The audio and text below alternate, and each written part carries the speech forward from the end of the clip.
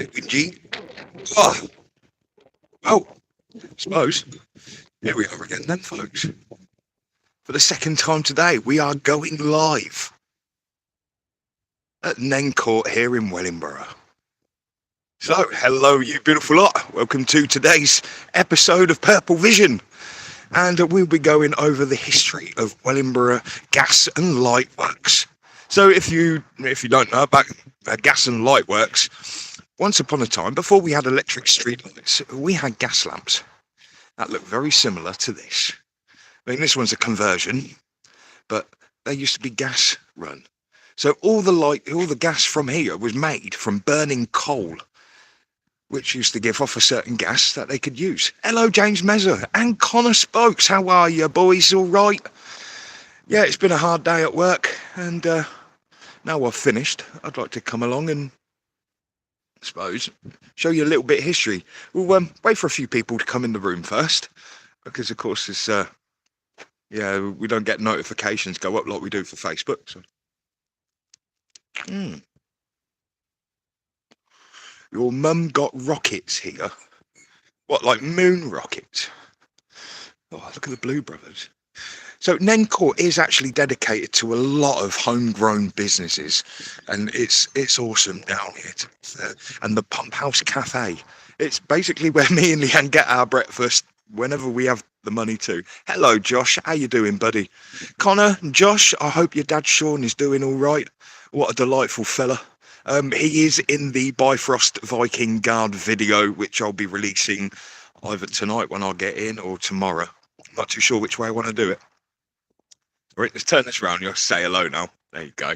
Hi, folks. So, I've got 2 videos to release, and I didn't know which way to do them round. So maybe you guys can give me a clue. I've got a photo walk that I've done with Edward, where we start at Wellingborough Embankment, go through to Wellingborough. Some great music from Jamie Brady gone in with it, and I've also got the Bifrost Viking Guard from down the museum.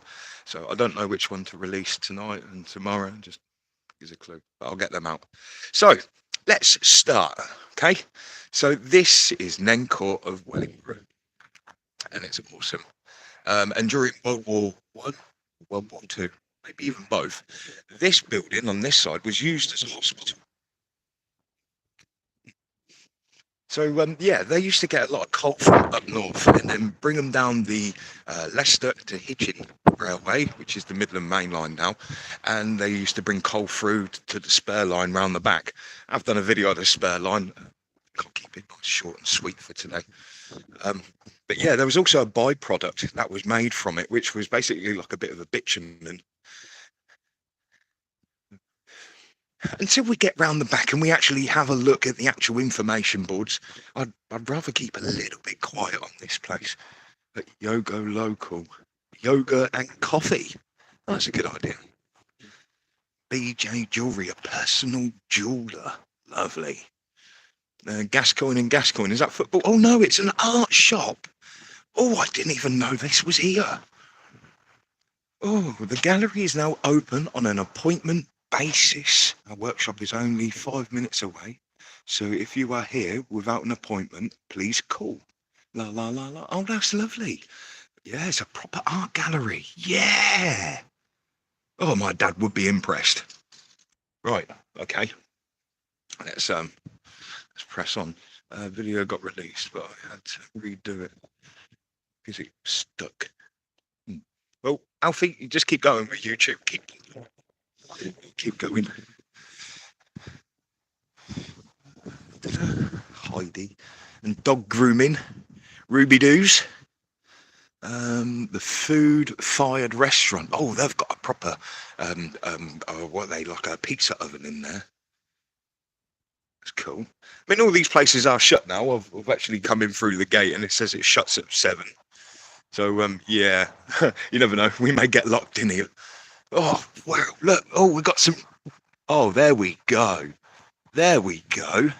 The Wellingborough Gas Light Company Limited, founded in 1833, and then the new works was erected in 1902. So the original is 1833. Did you know The materials to build this place actually come from Sanderson's Yard. So just off the embankment, along the embankment, there's a bridge, and you follow that towards Wellingborough football ground. Wellingborough football ground is actually the site of Sanderson's old wood yard.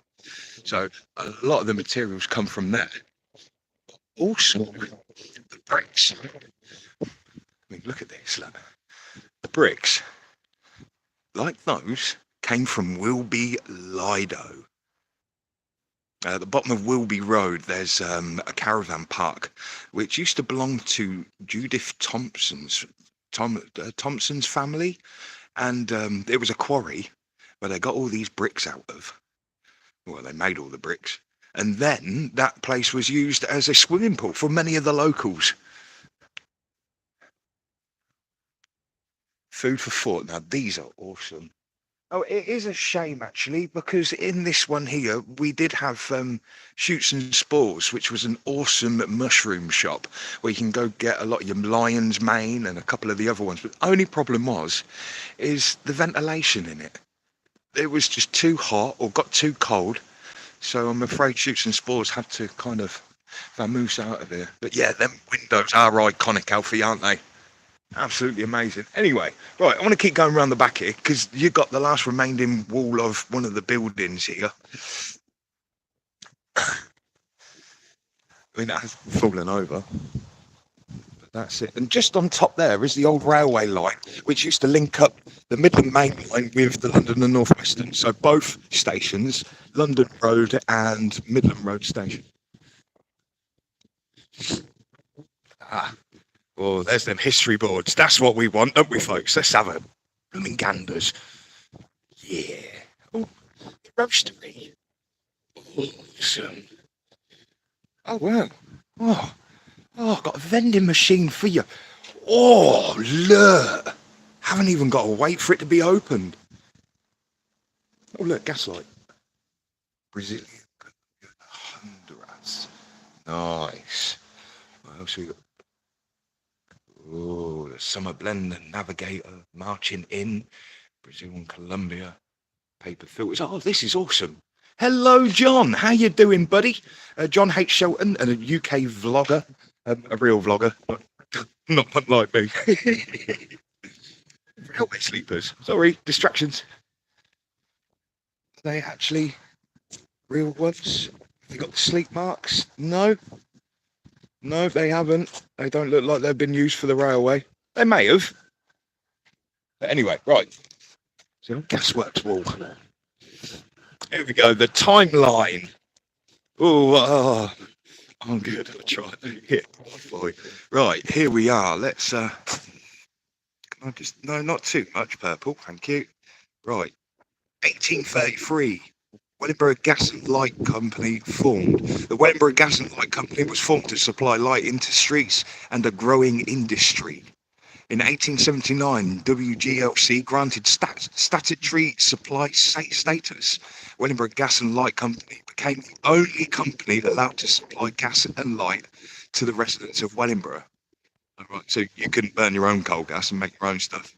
There was laws against that. So. 1890, statutory status increased. Wellingborough Gas Light Company was granted extended status to supply the surrounding villages, including Welby and Barton. Wow, love it. And then 1903, the first building on this site.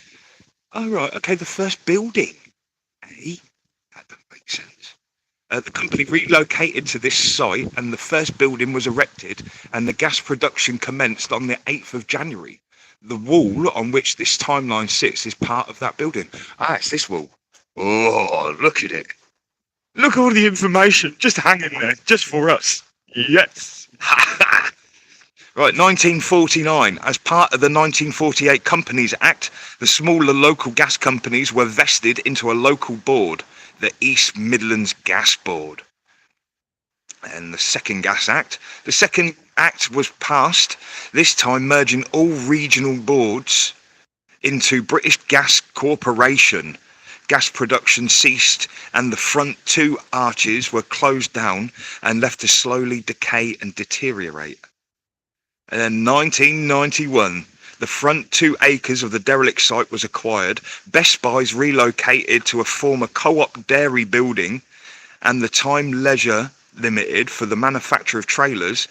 The remaining land was purchased in 2004 by Nenco and was born. Oh, well, there you go. There's that bit. Right. Okay, come on, zoom out. Thank you. Where am I now? Josh, where am I now? I could be in Nenco.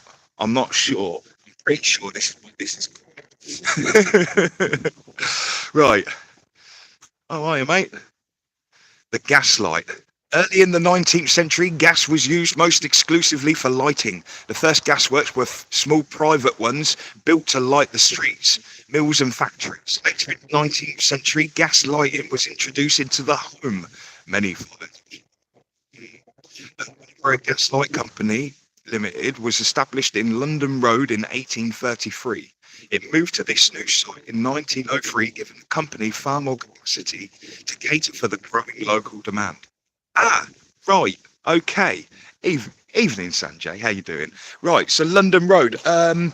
Where is it? So in between Pizza Hut and Tesco's, you've actually still got a bit of the gasworks left. But it's still modernised. There's electric and everything else in there. So that was the old site, which was too small. So then they moved here.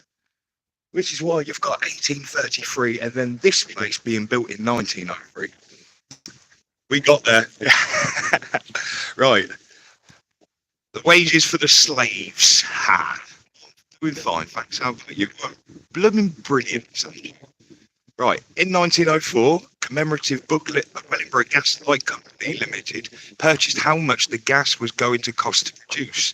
It's inclined the cost for wages in the retort process. Total cost 9 men a day, £2, 8 shillings and 7 pennies. That equals to an average of 5 shillings per day per man. Per day is 27 pence in our present coinage. Or the current day £28.68. Wow, that's not much, is it? Wow. God, Alfie, you're a bit random, aren't you, mate? Bless you. Right, the coal. Here we go. Brought in. Right, the coal originally came chiefly from South Yorkshire collieries. The Midland Mainline Company constructed a siding to the site. The Wellingborough Gas Light Company Limited then constructed a further 360 feet, 110 metres, of track that could accommodate up to 35 wagons, with each wagon holding 35 tonnes of coal. The coal went directly into the coal store and was transferred from there to the retort house. Retort house. Oh, look, don't you just love these boards? Yes.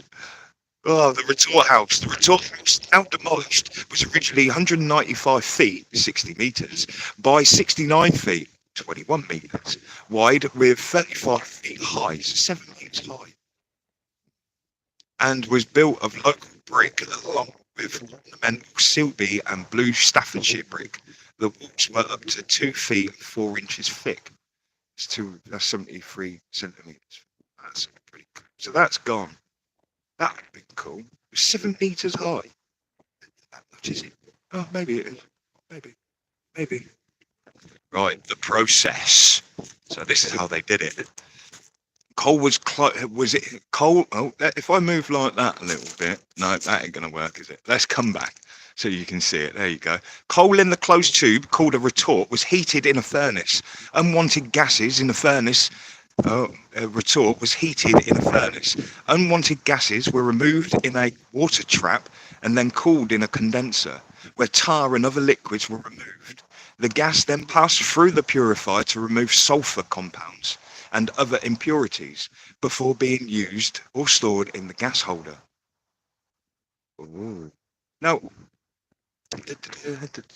you remember me saying the place was actually used in the First World War for a hospital. So, yeah, of course, we had a lot of injured troops here, and to make space to accommodate for all of that, the front part was used as a hospital.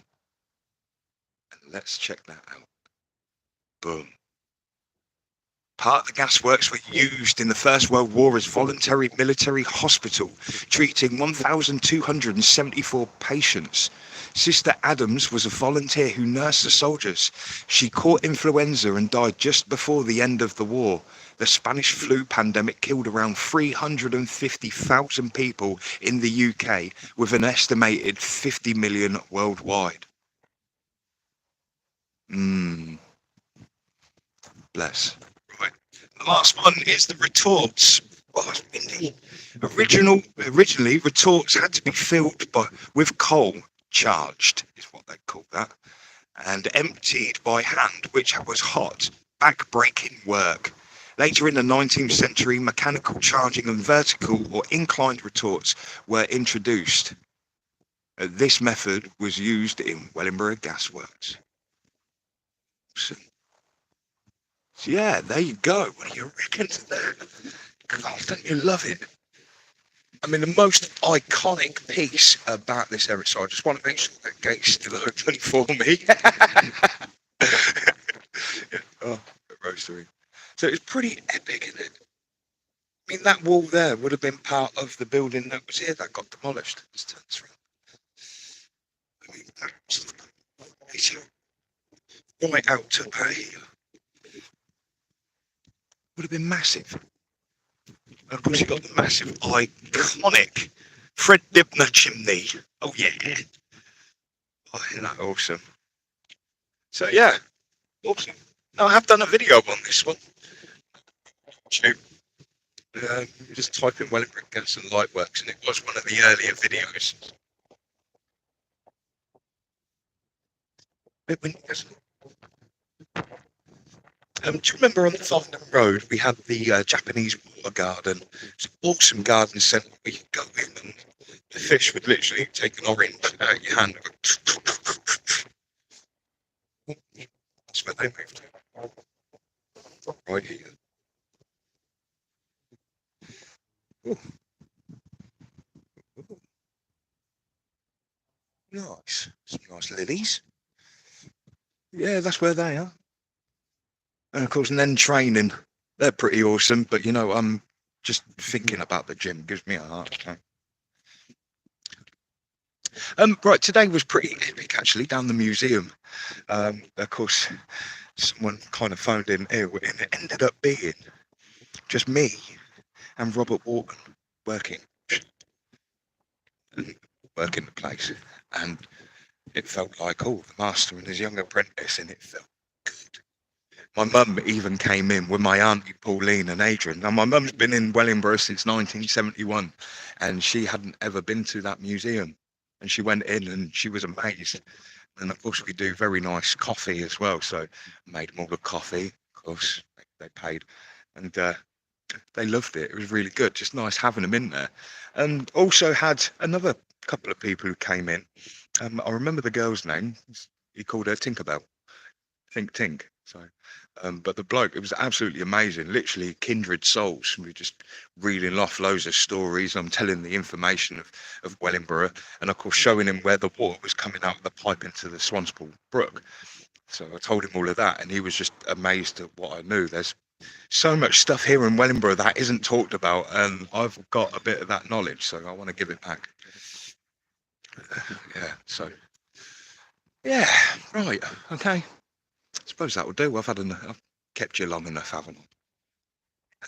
Purple, here at Nenco. I want to give a big shout out to my patrons. They've been absolutely amazing. It is, James, very interesting. All around Wellingborough, there's just so much history, and a lot of it isn't told, which is why I originally picked up my GoPro and started filming a lot of the history and the other stuff around here. And kind of evolved from there. Yeah, big shout out to my patrons. You've been absolutely amazing. Money is building, doing well. I think it's up to £48 a month now, so thank you very much. Thanks to everybody else. Big shout out to Alfie Collins, who started up his own YouTube channel. I recorded a thing. You'll see him commenting in the channel there, so please go over, check out his channel. And me? Yeah, I'm going to get out of here.